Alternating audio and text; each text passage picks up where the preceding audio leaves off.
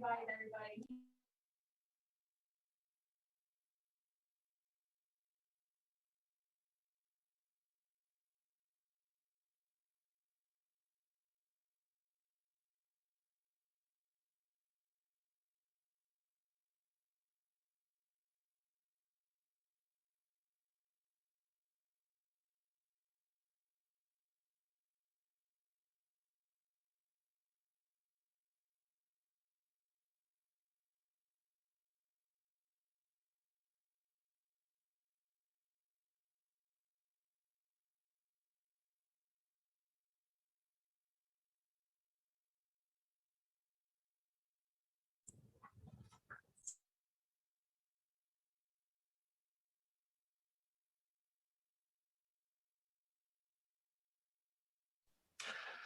Good afternoon, everybody. Welcome to the final Center for Teaching and Learning workshop of the year.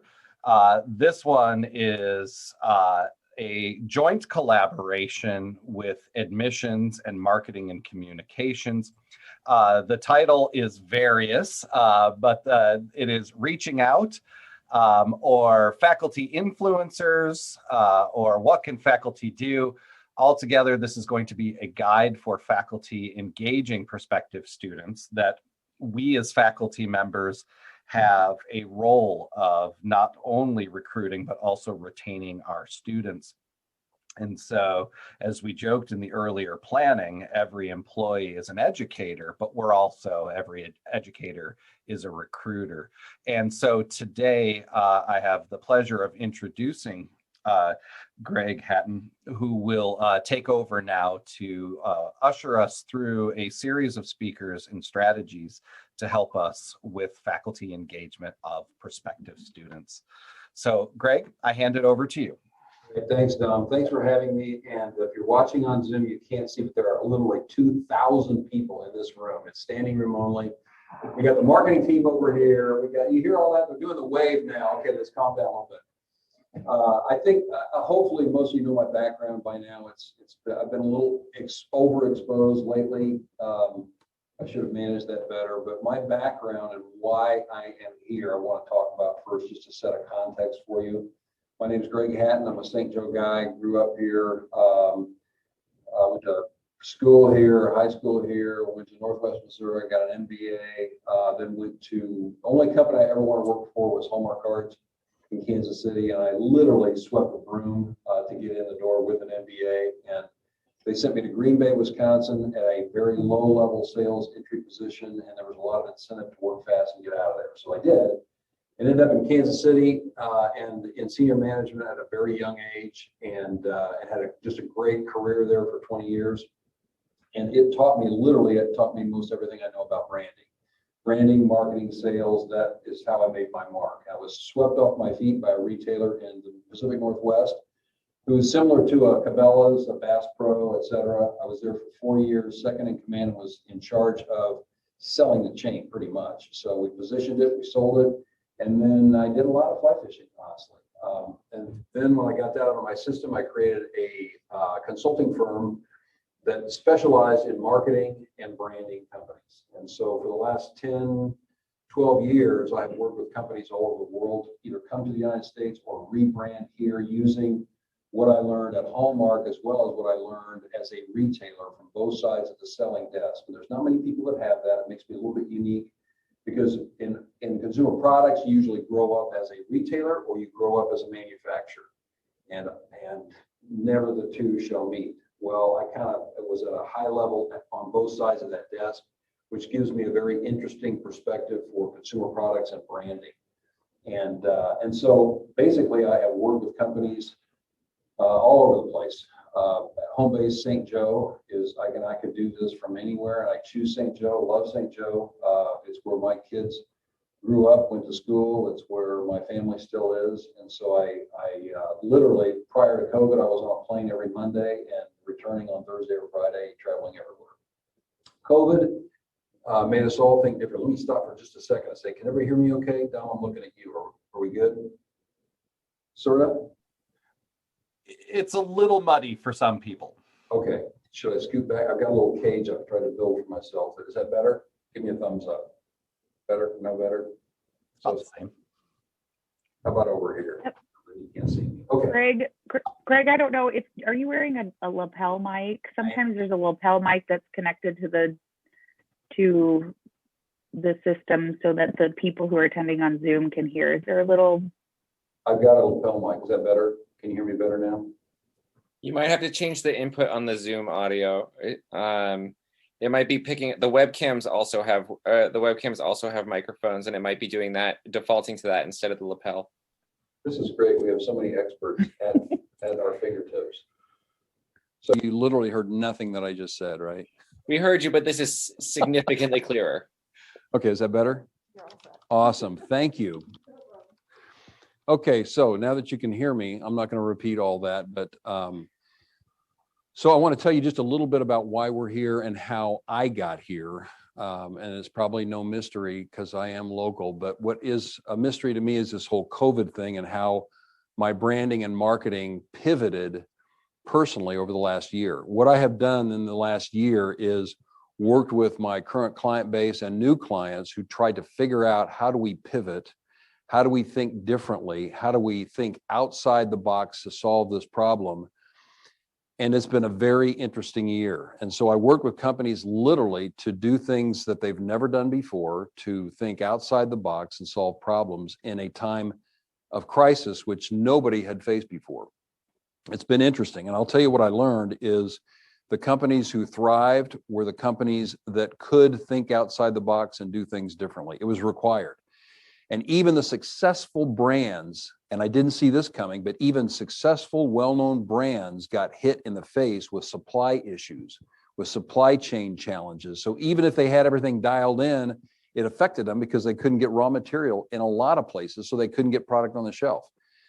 Very interesting dynamic for all of us in consumer products, including the fact that every trade show in the planet stopped being a traditional trade show. I have been on Zoom for the last year, and I tell you, I am zoomed out, as you guys probably are as well, but that's how trade shows have gone.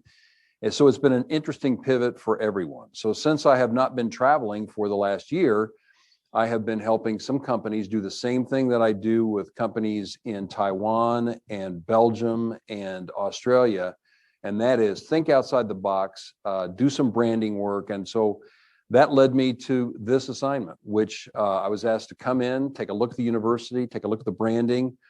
And so I enthusiastically jumped in with both feet because the institution means a lot to me. My wife graduated from here, and so did my daughter with a master's degree. So I know the place, and I know the community, and I know the alumni, and went to school with probably half of them. So, I'm acquainted, which gives me a little different perspective than probably most anybody that would come in and try to analyze the nuances of dogpiling in this community. When things go a little bit wrong, it can get a little out of control, so to speak. All of that is to say, I know who we are, I know the community, and I have a pretty good grasp of the challenges. That aside, the first 2 weeks, I spent, actually 3 weeks, 4 weeks, Debbie, you can verify this, but we met with so many faculty, students. The response was overwhelming to want to contact me and just talk about the department. And granted, I put it out there, let's find points of distinction for the university and every program that's out there. And the response was cool. I mean, I talked with all kinds of faculty and folks. And one of the overwhelming things that I heard was, we would love to engage in the fight. We want to help. How can we help? Because we don't really know social media, or maybe we do, but we need some guidelines. We need some instruction. We need a workshop. We need a guidebook. We need guardrails to know what we can and what we can't do. And we would love to help. And so that's why we're here, is we created, first we had a brainstorming session between communications and marketing, where we threw all kinds of stuff at the wall. And one of the things that stuck, and I don't remember whose idea it was let's have a workshop. Let's just throw it out there and say, here's who we are as a marketing communications team. Here's what we do. And if you get stuck in trying to market your own program, here's who to call. And it's basically 1-800-DEBBIE, I think, is what we decided on. But we thought that would be a helpful way to engage everyone in this fight. And we are also going to the community We're going to alumni. We are trying to recruit, of course, the existing students on campus, not just about new students, it's existing ones, and to students who maybe passed us up last year, had a bad experience somewhere else too far from home.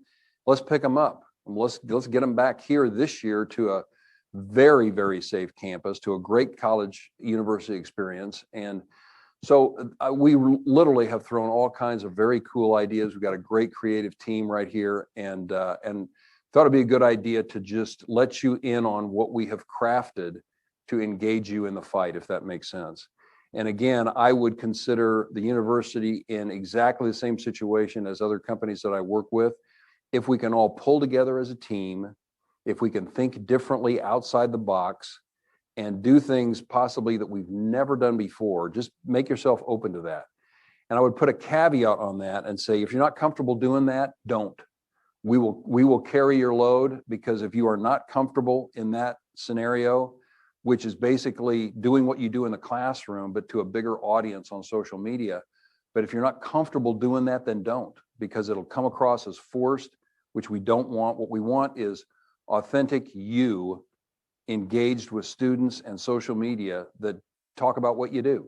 Tell us the story, tell us the backstory. Why are you doing CPR to a mannequin, and what is the result? I mean, just that's an instant blog right there. Take a picture of that and there you go. It's engaging and it's genuine.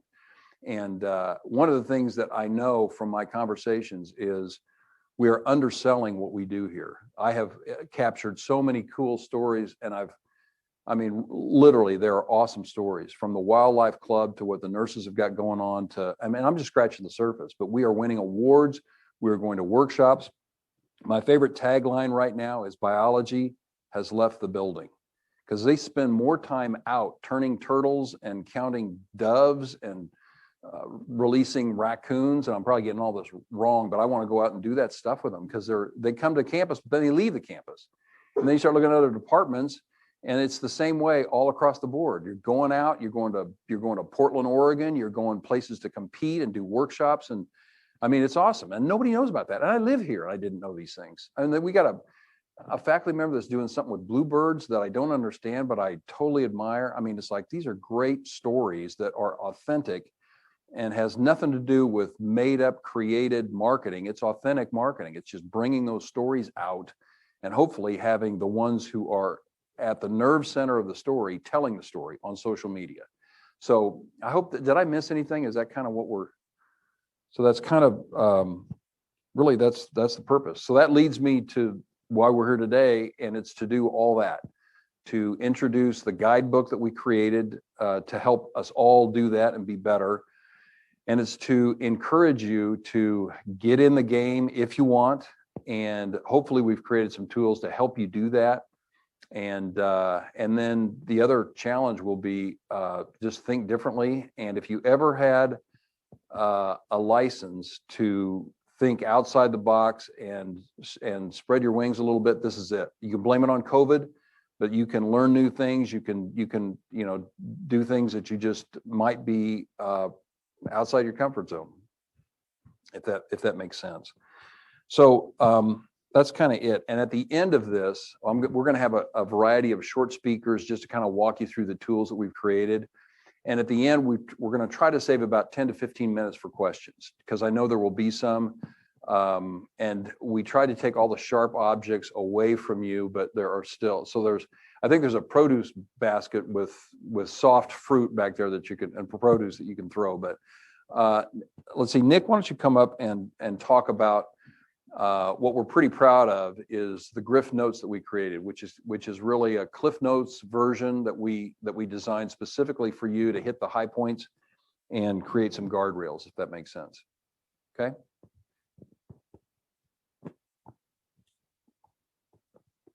All right, I'm going to have to share my screen here, so let's hope that I can go high tech. No, please don't take me off the big screen. Should just be the share screen button for me, right? Yeah. Okay.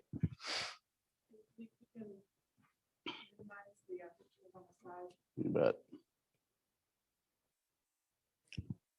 Okay, so let's start off with introducing myself here briefly. I'm Nick McCutcheon, the digital marketing coordinator here at the university. I've been in this position for since August. Prior to that, I was the director of athletic marketing and communications here for about 6 years. So what I'm going to kind of go through, and I'm not going to give a whole lot of instruction here, more really just introduce you to what we've created in the Griff Notes, let you know where it is, kind of let you know what's there. And that's really your resource to use. And then obviously our team is a resource for you to use as well, as you navigate how you're going to do everything that Greg just talked about. So if you're on the marketing and communications page of the website, you just go under resources and Griff Notes, and boom, there you go. As Greg said, we wanted a very Cliff Notes-esque feel to this. And so why not start with the cover right off the bat, right? So something that everyone on a college campus should be very familiar with. So Greg's kind of covered a lot of the why. You'll find that in here as well. And Greg wrote a lot of this and got in depth on why we're looking for really the entire campus. We're speaking mainly to faculty today, but really it's the entire campus getting involved as influencers and recruiters. So then there's the how, and that's kind of where I came in along with some help from the communications department. And we just get into, these are really general, very general, broad generalities, if you will. There's a reason for that. I'm in charge of the university social media. I would never claim to be a social media expert, and I think anyone who does is probably lying. It changes so much. That's not a put down. It just changes so much. It changes so fast. All there really is people who don't know anything, people who know a little bit, and people who know maybe a little bit too much.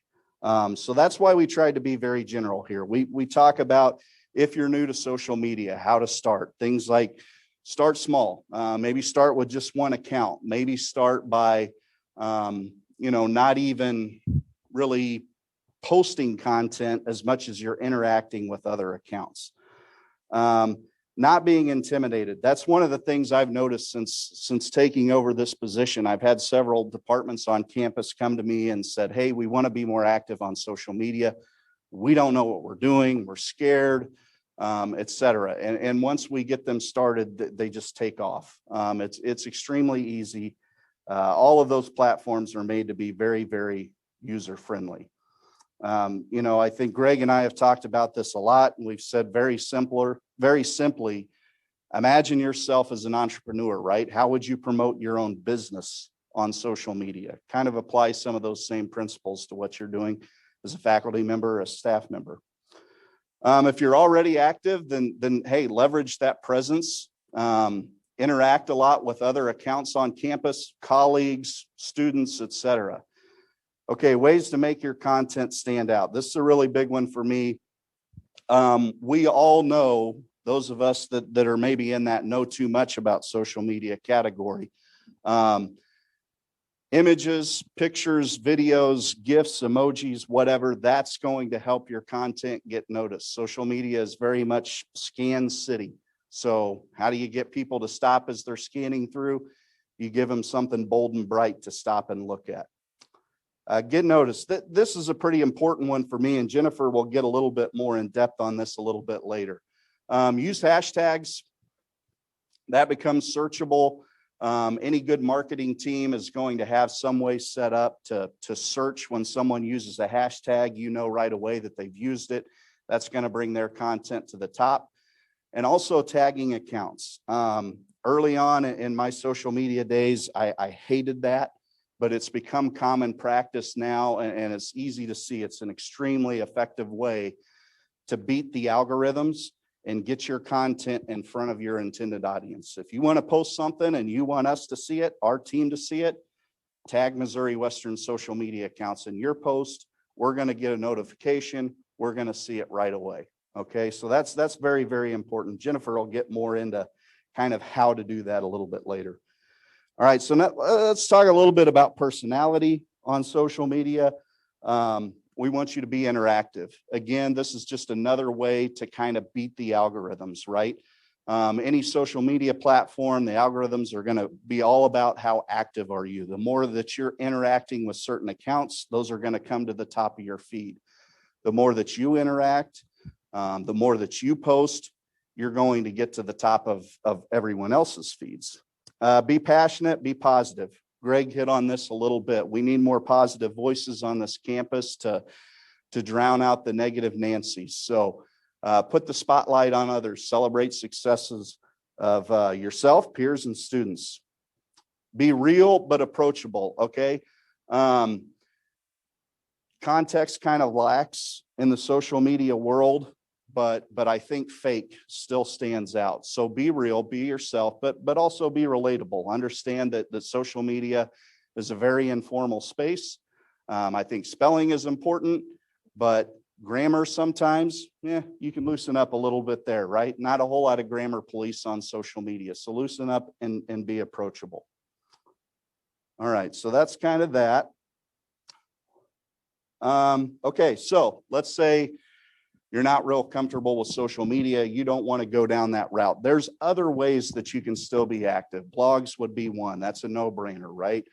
You could utilize an existing blog, start a new one.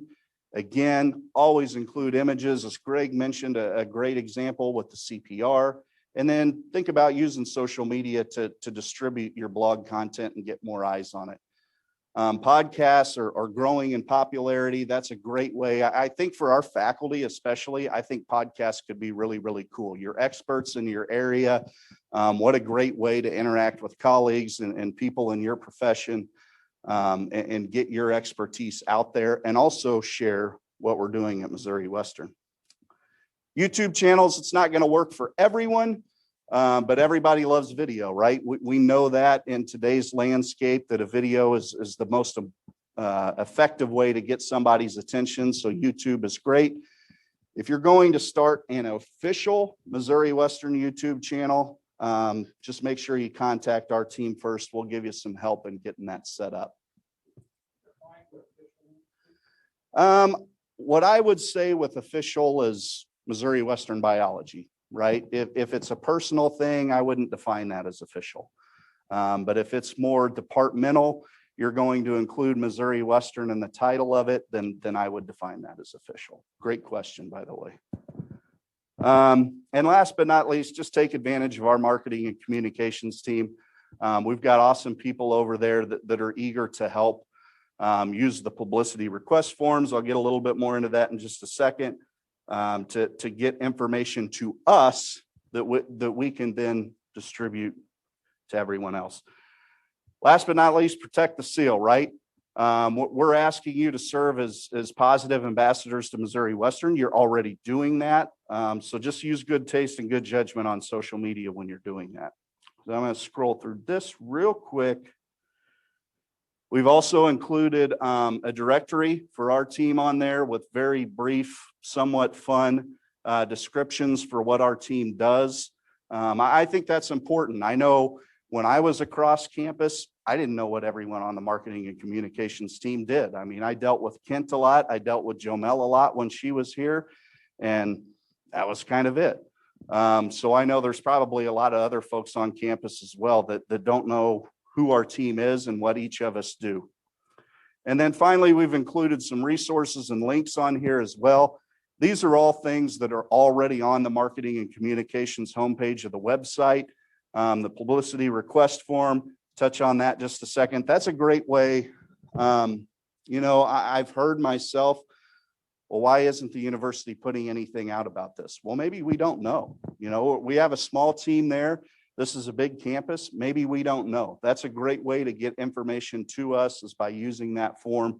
And then we have a lot of ways to get that out.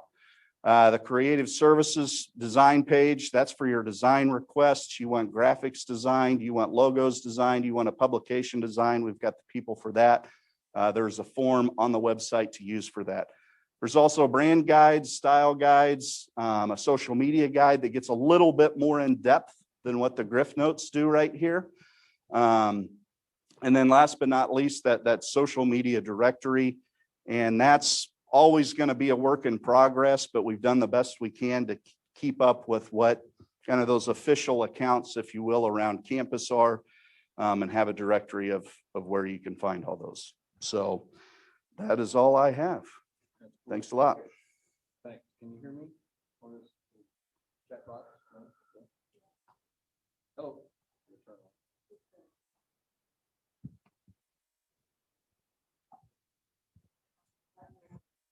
This one back. Yeah, let me do that. All right, cool. Thanks, Nick. Hey, I asked Jennifer to get into a little bit more depth about social media and hashtags. So Jennifer, if you could kind of take us in a little bit more of a deep dive, that'd be awesome.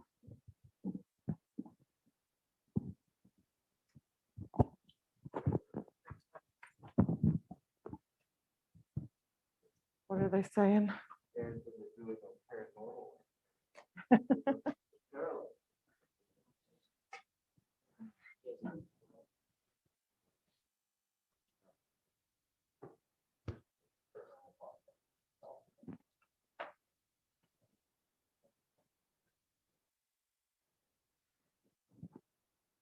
And of course, as a faculty member, I brought visuals to help. I went on to all sorts of university social media. Oh, it signed me out.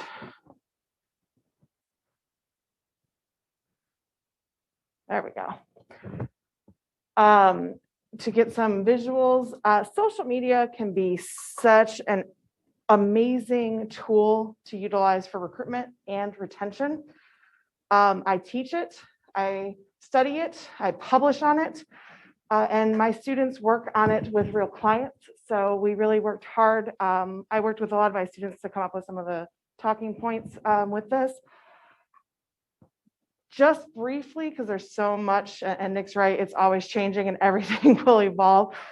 You have to know the types of platforms that you could be using. You have to think about how to use each platform differently a little bit to utilize it effectively, but also how to use it to engage with those students, prospective students, but also retaining current students. My department has successfully kept in touch with a few students who took some time off during the pandemic, and we have been able to re-enroll about 5 to 8 students just in this semester alone that will be starting back up with us in the fall that took some time off because of COVID and all the mental anguish that came with COVID. And it was all because of our social media use and keeping in touch with them. So we start with some of the basics. I know we talked about blogs and podcasts, but the more formal social media, Facebook, Twitter, Instagram are the most common. Facebook is still the most commonly used one, has the most users. Twitter is more popular among men than with women. And interestingly enough, Twitter, only about 10% of users are active on their accounts. Most people just scroll. They don't necessarily post anything. They'll like and retweet, but nothing original. Instagram is growing in popularity with our students. LinkedIn, while some have different views on it, is very effective, especially if you want to network your students with your alumni. You can create a department group on there and keep everyone connected and post and repost. We do that in our department.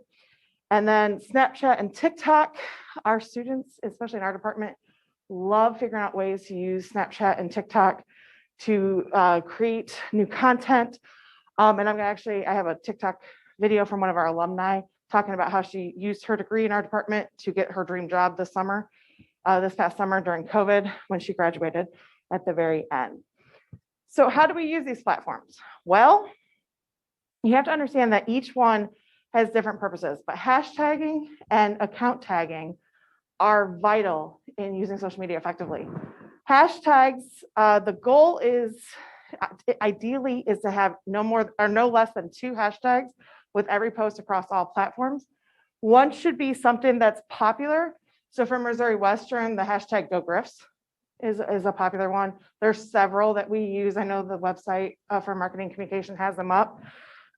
Even the hashtag MWSU is considered one of the popular ones that you can use. Athletics has a couple of additional ones as well. And then to personalize or customize the hashtag, If you're talking about your department or your program, to have one that's personalized for that. We had a faculty member who started the hashtag MWSUCom this semester with one of their classes, and they started a Twitter assignment. And we are looking at how to grow that hashtag into something personalized for just our department, and you know, continually to use it on all of our posts. And we're slowly starting to do that now. The only platforms that you should consider more than the 2 hashtags, Instagram and TikTok. Instagram, they say no more than 9, but the average is 8 to 9. I don't ever use that many hashtags, but it is encouraged. And TikTok, that's how you get more views on TikTok, because people will search for specific hashtags to watch streams of videos of the same topic. So we do know that you use more there, but in all the other platforms, 2 is the average that you should use. Tagging, you want to tag accounts whenever possible. Tagging is when you actually are, you know, letting another account know you're talking about them. Other departments on campus are the first thing. I know Nick probably hates when I'm posting on our department's social media because he gets alerts for all of them. And we tag the university for everything. Organizations that students are involved in, if we're, you know, posting about a student achievement, we tag all of their organizations. One of our students was named commencement speaker, you know, just the other night at the SOAR Awards. When I posted the congratulations on social media, I tagged all of the student organizations she's involved in. She's an outgoing member of student government, so I tagged their account. She's an outgoing member of the Missouri Western Dance Company, tagged their account, got all of the attention to her organizations so that there was mass appeal to it, and as well as tagging her account, which her parents appreciate, because then they know what's going on. In addition to that, any other organization, outside community businesses or organizations that may be directly related to the content. I just posted an internship opportunity with a local business. I tagged their account and they immediately flooded our page with tagging us, thanking us, and talking about how great it was to talk to our students, X, Y, and Z. So then we're getting more community engagement that's positive for the university in that way. Each platform, tagging works a little bit differently. Facebook, tagging is more important than any other platform. That hashtags are not as vital on Facebook as tagging is. Twitter and Instagram alerts the tagged account when you tag them, but it's up to them to do anything about it. Where on Facebook, it puts it into their timeline so that they see it. And then TikTok, you actually have to be friends with one another to tag each other. So there are some little constraints there. But some examples to help you see this working. The hashtags and account tags, I took one from Griffin Athletics and one from Griffin Esports. Back on April 10th, Griffin Athletics, they used their hashtag, the hashtag GSI, Griffin Sports Insider. That is used in almost all of their tweets. They also tagged the volleyball team and the conference because they're at the spring tournament. They had a video rolling, and then the hashtag our city that the athletics have been using as part of their brand this year more and more. And I believe that's our theme for homecoming this coming fall. So that hashtag is gonna become more and more. Griffin Esports, when they were talking, they did a student profile. They used the hashtag MWSU for their basic one, but their customized is hashtag Griff Games. They use that hashtag on almost all of their posts, and that's kind of their brand to get their fans to know to look for that hashtag on all of their social media accounts. Both of them had success with these individual posts, but if you go through their timelines, both accounts also had some posts that they didn't tag anybody, that didn't use hashtags, didn't have as many views, didn't have as many likes, didn't have as many retweets. Our department, I'll move the little box. This was the post I made just the other day. Oops. For Brianna being the commencement speaker. It just posted yesterday. We've already had 454 people reached, 90 engagements between the reposts, the likes, the comments, and everything else. But I saved it to show you all the tagging I did with student government, the university, the alumni since she'll be graduating, as well as her personal account and her organization accounts. And there's the evidence for my scientific researchers. We have more success with certain types of posts, so I pulled just a couple of them to show. What you see is the ones that engage students, the numbers start to climb even higher. All of, especially these three, had other departments on campus, other student organizations all tagged, and the reach grew quickly versus some of the ones. The one in the middle there for 52 interactions, that was a student affairs post that I reposted. So they had more action on their page than we had on ours. And then what I did after looking at the research, I talked to my students, and students want you to know what they want from us to be effective in engaging with them. And they gave me very, very few things, but very specific. They want to see students. They want to see students in their everyday lives, their achievements, their social events. They want to see students taking over the social media for the departments and doing, fun activities on them. They want to see things like the scavenger hunts and the Easter egg hunt that the Student Activity Council just did, but they also want to see faculty and departments engaging as well. They purposely seek out faculty's personal accounts because it makes them feel more personable. And the last thing to add with that is don't forget alumni. Our alumni are all over on social media because of what we teach. We start and keep in touch with them through that. So we have an easier time of helping our students network because of all the social media. This TikTok video went viral on TikTok, on Facebook, and on LinkedIn. And it was all about how she used her degree from here to become a national podcast producer. Hey, Jennifer. Story time. Yes. This is Reagan. That one part you said, I missed it, about which platforms automatically alert. Is that what you were saying? If you tag on Twitter and Instagram, it alerts the user, but they have to be the ones to repost it. Facebook, if you tag them, it goes into their news feed. Okay. So it's automatically in their feed. But in Instagram and Twitter, you're notified, but Yeah. it's not in your feed. Right. I think I You heard. can choose to repost it into your feed, but you get a notification instead. Got it. Thank you. You're welcome.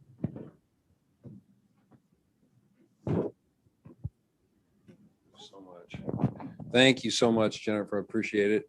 And we got couple more real quick. Aubrey, why don't you come up here just for a second?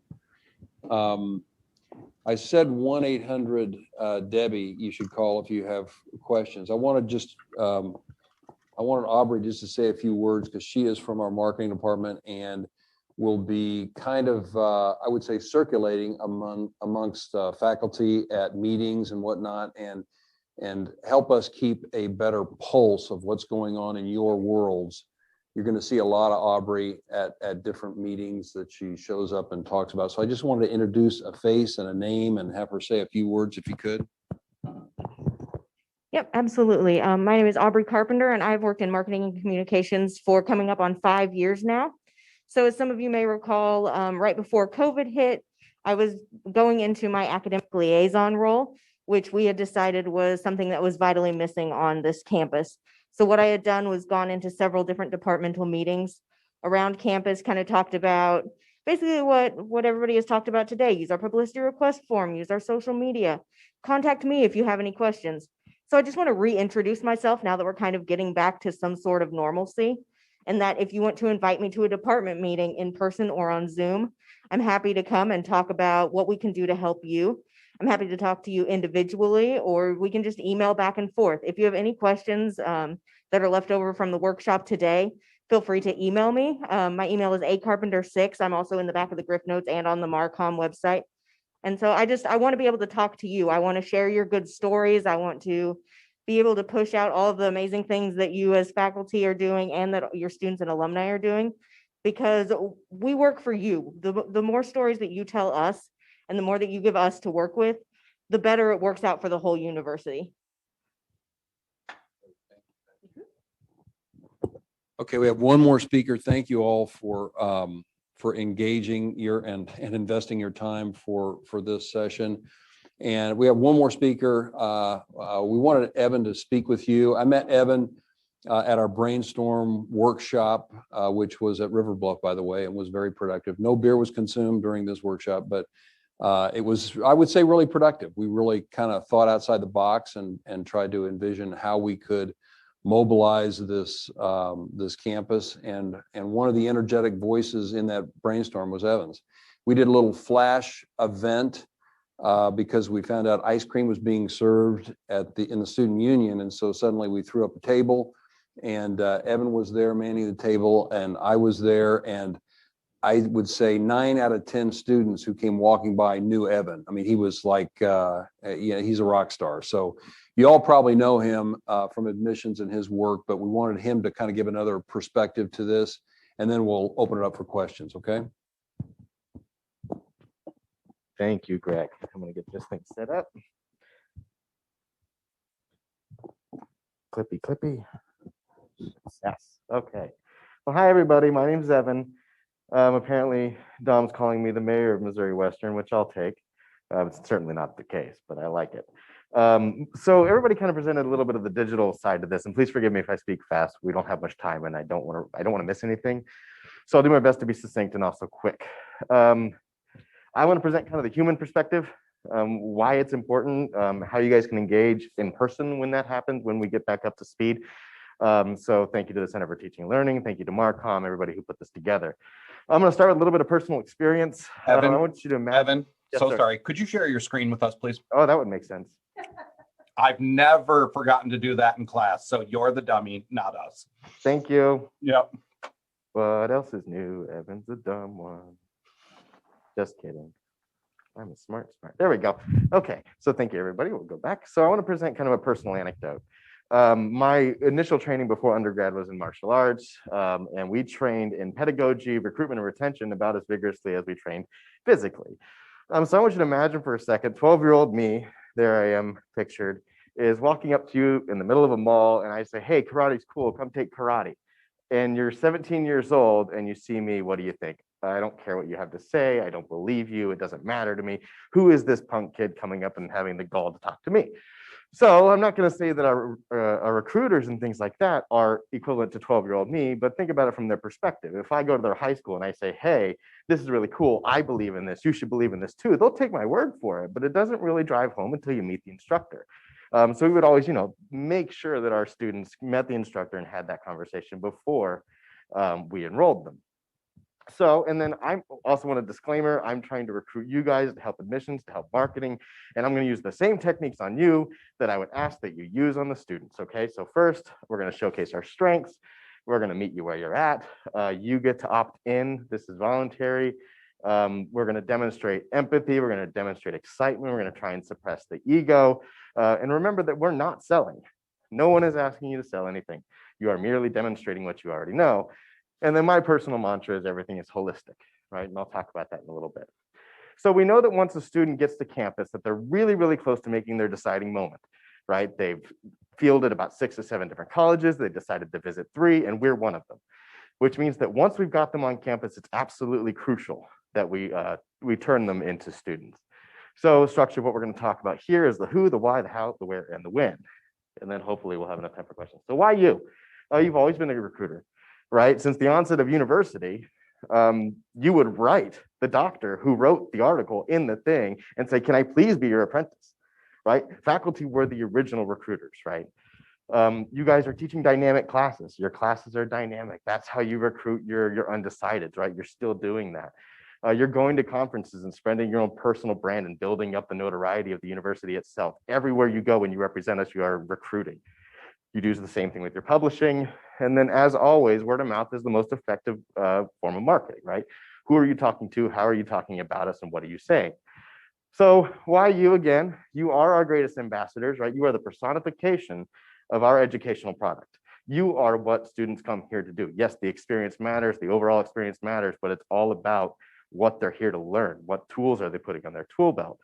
And you have information that we don't know. We can cursorily say, hey, this is a cool program because they get to look at frogs' eggs and, well, I count them, but I don't know why that matters. I mean, I do, but it's hard for me to communicate that to a potential student.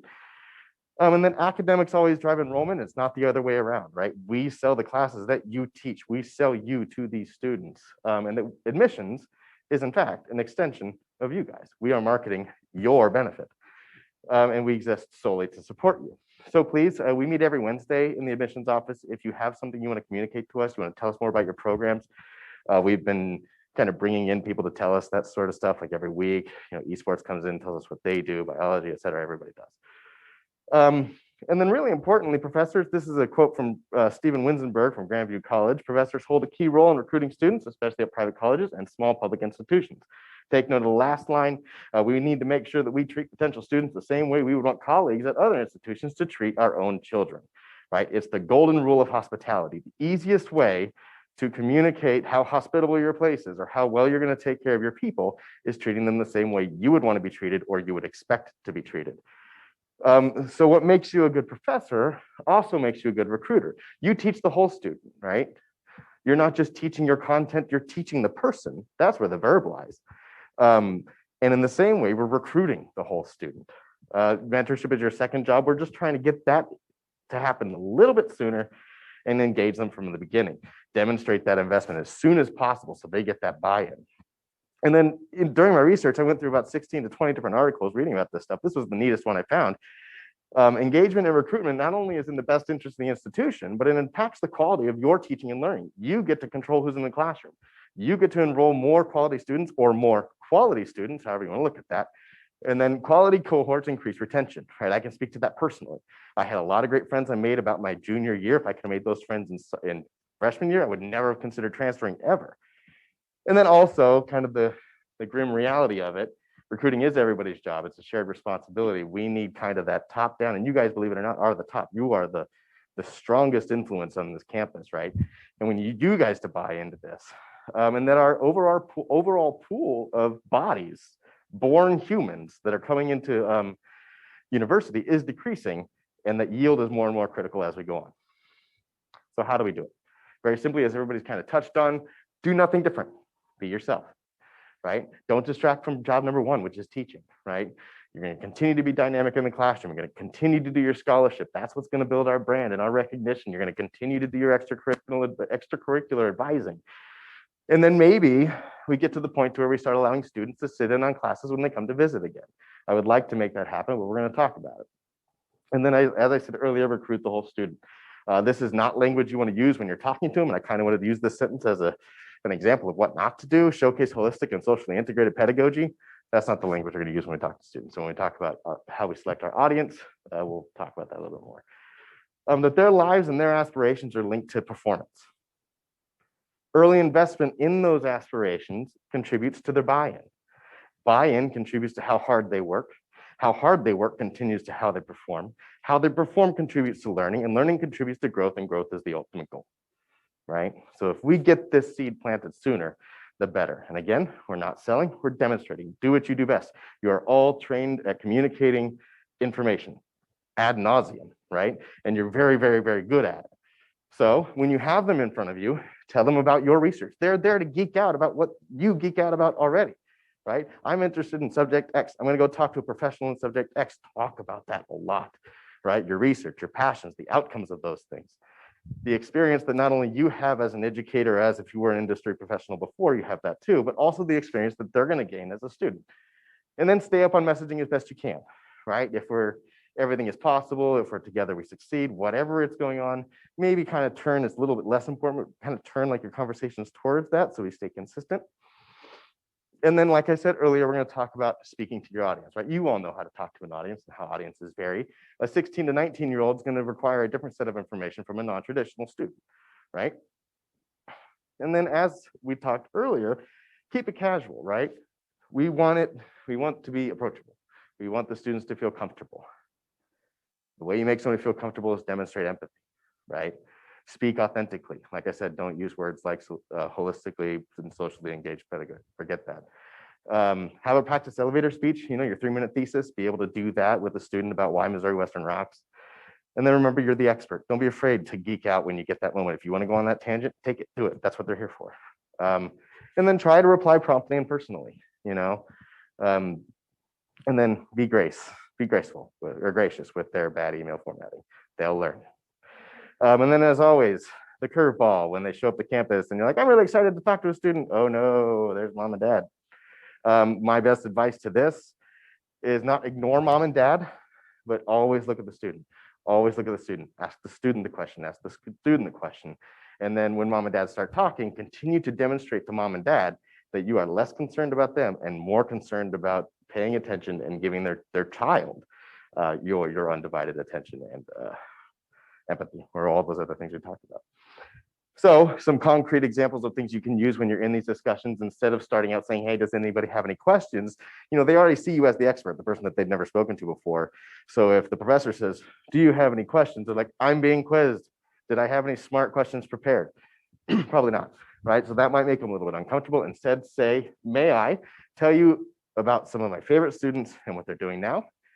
May I tell you why I love teaching here? What makes our program is distinct is how we approach X. And then talk about career clusters and job placement, right? You know those things better than I do, better than anybody. Talk about alumni and current student success stories, very much the same as what we're going to do on social media. Talk about internship experiences, exemplary student research, and also maybe give them like a mock learning activity. This is what an assignment looks like when you're going to be a sophomore, right? Give them a good example of that. And then remember, you know, you're not alone. We're all here together. As we go through this, as these things change, we're going to continue to show you what enrollment looks like, what we need from you. You will have support from the administration. And then, as per was the case with the Go Grist Weekly Zoom, I fully intend on providing you guys evidence of the fruits of your labor. I know it feels so much like we do so many things and we never know what comes of it. We know that we go to all these recruiting events, but how many students did we actually get? It's my goal to make sure that we send you those numbers so you know that you're not working fruitlessly. So when, where, and do we do this? You know, I do hear on occasion that, you know, we don't have to do this at other universities. That's simply just not true. I searched a million of them. A lot of them do. The one I found with best practice that was kind of cited by multiple articles was Augustana College. Some of you in here have a checklist that they send out to every single faculty member and say, what do you opt in to want to do? I'm not going to go into it because we don't have time, but I will send that to everybody if I can and see kind of what you're willing to do and then parse out, you know, what that looks like from our office at that point. And then kind of the physical campus events. The most important is the individual visit and the student tour and things like that. That is crucial, that if we can have them meet with the faculty if they want to, that happens as best we can. And that is my personal job. So I do my best to kind of coordinate those things. In showcase days, do your best not to sit behind the table and sit back and, you know, and do the texting thing. I know they can be boring, especially if you haven't had traffic in a while, but step out, step in front and engage just as you would if they were your student already. And then next year's event, I don't want to talk about too long, but this is important. We're kind of changing. My role is new and it's about kind of the recruitment side, whereas my counterpart does the retention side. We're going to add a few events throughout the year that we're going to ask for input at the planning stage with, because they're all going to be interactive. They're all going to be very heavily involved between all parties. They're all going to be interest-based. And for example, we're going to host a true crime day where the intention is like maybe Convergent Journalism has a press release, and in the press release, there's a clue to the great mystery of True Crime Day, and that various other majors and departments are going to kind of contribute their own little interactive bit throughout that program, which I think is really neat. It'll help them kind of leave with the memory as opposed to just a table. Okay, this is cool. Table. Okay, this is cool. They're actually going to get to kind of interact with our program itself. So some few examples of what people are already doing that works. Dr. Holtz will come down to the admissions office and meet them at our table, which is really nice that they're showing that kind of investment. Dr. DeBrinket comes out of the cave. We had a ghost town and kills people with kindness and demonstrate that, you know, it doesn't matter what your major is. I'm here to support you. If you need anything, please stop our tour guides at any time you feel you want to. If you see them walking by and you want to chat up those students, do so. Recognize that our ambassadors are on a timetable, but please take that moment to demonstrate that, hey, I want to know you. I want to be involved with you. Dr. Chevalier will talk to every student ever for as long as he wants until we yank them away and say, all right, it's time for them to go somewhere else, which is great. Right? Again, it's demonstrating that investment. Dr. Henry, after the Go Grist Weekly Zoom series, got all their emails, emailed the 8 students that showed up, and 3 of them emailed back. And she's had meetings with them, and I have no doubt that those students are going to enroll. Dr. Kissick has offered to take lunch with students when they come if we can't make you know, a meeting time. And then as always, if you're off campus on Friday and we are asking that you meet with a student, we have computers in admissions where you can they'll pull up the laptop while they're there in Zoom. We'd much rather they Zoom with you than not meet with anybody at all. Other things we're kind of talking about, we've heard a little bit about ambassador representation, right? We have a lot of nursing students, we have a lot of biology students in our ambassador program. We hire ambassadors first based on their prowess as like interacting with individuals and doing those personal connection things. So we don't get to like cherry pick from different departments and make sure that that representation happens. But in the fall, when we do start recruiting ambassadors, please spread the word. That way we can get better representation from different programs, because we have a thing called Unibuddy, where if they go on the website, they can click talk to somebody in your major. That only exists for people who've been through training for good reason, right? But that means that it's disproportionately, favors some majors over others. So the more representation we have there, the better we can get information to our potential students. Possibly going to high schools and doing guest teaching, if that's something that you're willing to do. We would only ask that you do it within the area, within 30, 40-minute drive. And think about where are the young people right? Do you go to church? Are there young people there? Give them that 3-minute elevator speech. Website profiles, these things that we talked about in social media, link them, link your blogs, link your podcasts. Maybe we'll add a meet with us button that does kind of the same thing. And then as always, you guys have that autonomous social media permission that we just kind of talked about. So this is the last bit, just to go over. When they get to campus, this is the most important moment. We've got them, right? Our only goal right there is to retain them. We have them. We don't have to sell them anymore. They're here, right? We've just got to say, no, now you don't ever leave, right? Don't distract from your first job, right? That is your best recruiting tool, is being amazing. You already are. Just continue to do that. And then, hit them early and often. As soon as we get them, demonstrate that investment as quickly as possible. Let them know that you care from day one before you even know their name. And that's it. That's the exhaustive list of resources that I searched. They're all up here. If you guys want to see any of the individual ones, you can see those as well. And I can send out that checklist to you. Thank you. Back to Greg.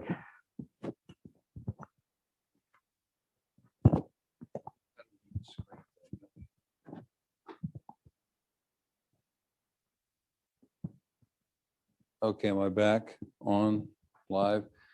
I want to know what kind of caffeine you're consuming, man, because I've never heard anybody talk so fast. Well done, thank you. Thanks to the whole team, and thank you all for tuning in. We left like a minute and a half for questions, so not our intention, but actually kind of good, because we just set up a freewheeling kind of a program here. But I'm accessible, Evan's accessible. It's a mystery, yes. Okay, so Greg, I'll leave the feed open if people have questions. I know a lot of you have to go off to meetings or off to prior engagements. So if you need to slip out, no worries. But if anybody has questions, I'll keep the feed open for a bit. Great, thank you. Starting now? Starting now. Okay. Ready, go. I have a program, I have Griffith Production House, and we do have our own social media committee led by students right now. And listening to a lot of what we're doing, who exactly do I get them permanently connected with so that they can be the most effective with the role? You might have said earlier, but there's a lot of contact. That's a Nick. That's a me. That's a you. Okay. Thank you. Could you repeat the question, please? Yes. Who do students go to if they are running a blog, social media post? The one and only Nick is who you want to go to, and that'll be in the brochure as well. And we'll post that too, the link to that, by the way. Yeah. Really quick question, because I'm dealing with it right now. How do you think we should respond to students who are inquiring about programs that have been eliminated? How do we respond to students about programs that have been eliminated? So the students just send me an email, hey, tell me about political science. Well, we offer a few political science classes, so we have a lot of other great things that are adjacent, and we blah, blah, blah, blah. I mean, that, like, still, don't very well bring your parents here. Is that the approach to that? Yeah, so that's a really good question. It's a logical question for everybody to ask. The majors that have been eliminated, are there still classes available? And absolutely there are.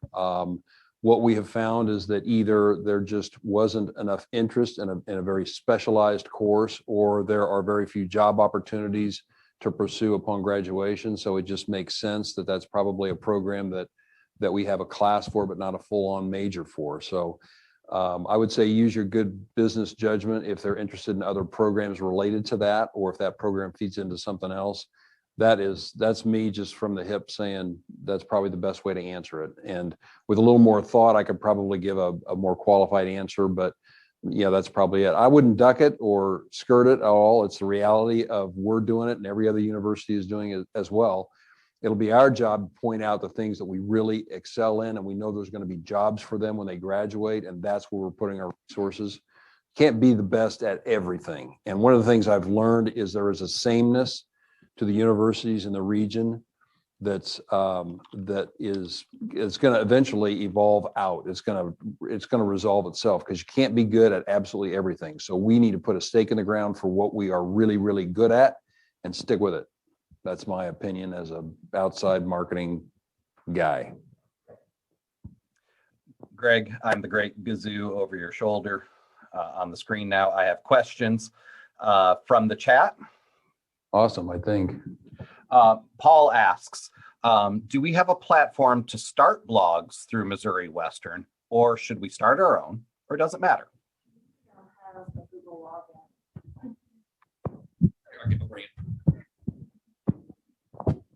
The Medium website has a Google login, and since we're a Google campus, our students automatically have a free account. There's some, tricks and tips to know, because it takes a little bit to get the account approved to start posting publicly. But because Medium does have the Google login, we use it in our classes all the time. Okay, thank you. And